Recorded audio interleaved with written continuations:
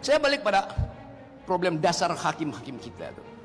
Hakim kita tuntut berintegritas. Di dalam psikologi Abraham Maslow, integritas itu adanya di tingkat paling tinggi, itu self esteem, self actualization. Kalau kita baca tentang hierarki kebutuhan, manusia pertama-tama memerlukan basic needs, sandang, papan, pangan. Setelah itu dia butuh security, rasa aman. Setelah itu dia butuh self esteem, rasa dihargai, minta dihargai. Jadi kalau hakim-hakim di daerah basic needs-nya nggak ada, self esteem-nya nggak akan muncul. Itu kondisinya tuh. Hakim di daerah gajinya berapa? 7-10 juta. Sampai 27 turunan dia nggak bakal mampu beli velg Rubicon. S point. Lalu Anda tuntut integritas dari hakim di daerah, yang bahkan untuk pergi ke pengadilan dia mesti nebeng mobilnya si pengacara karena dia nggak punya mobil disediakan negara. Itu kondisi kita. Jadi kalau kita mau rasional, pastikan bahwa basic needs hakim-hakim di daerah itu terpenuhi. Jangan kasih dia rumah, nggak kasih dia sofa. Dia nggak punya lemari.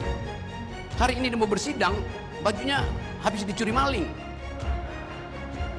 Jadi problem real itu ada. Kita nggak mungkin bicara integritas kalau basic needs-nya nggak ada, tidak disiapkan. Infrastruktur ekonomi, karena setiap hakim itu adalah agung, bukan di sini hakim agungnya. Sejak dari hati kecil seseorang ingin jadi hakim, motifnya itu agung, noble, noblesse oblige bahasa Perancisnya. Karena dia tahu dia akan punya kewajiban yang maha tinggi, obligasinya akan sangat tinggi kalau dia dianggap sebagai nobility. Jadi waktu seorang anak tingkat 1 mahasiswa bercita-cita jadi hakim, sejak semester 1 dia sudah jadi hakim agung di dalam dirinya. Dan itu yang mesti kita jaga. Kita kasih dia fasilitas supaya dia tidak diganggu oleh bangsa-bangsa di sekitarnya. Persiapkan dengan baik infrastrukturnya. Apa yang mesti dilakukan? Kasih kali lipat dari gaji petugas pajak.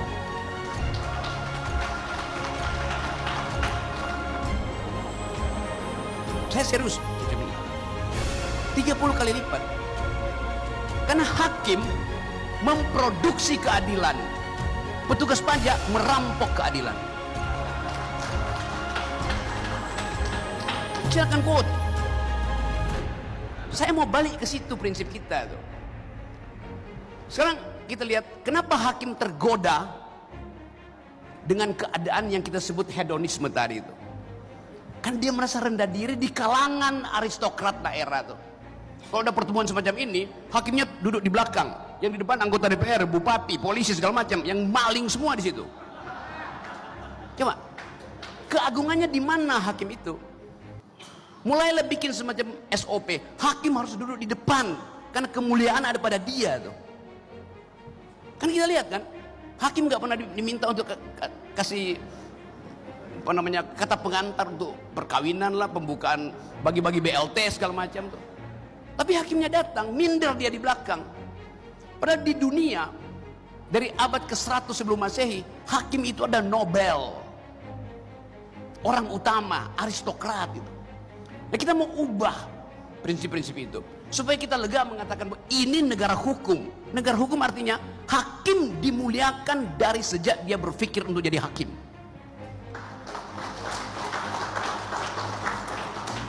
Apa yang terjadi kalau hakim tidak dimuliakan?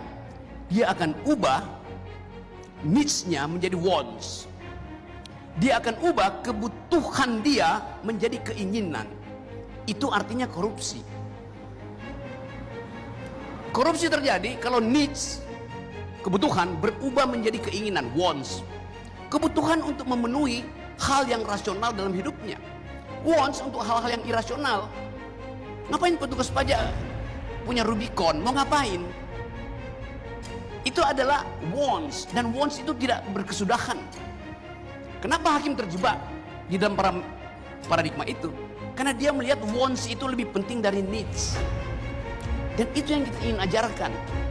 Saya ingin supaya Mahkamah Agung itu mengatur sendiri gaji hakimnya, nggak usah ditentukan Departemen Keuangan. Iya.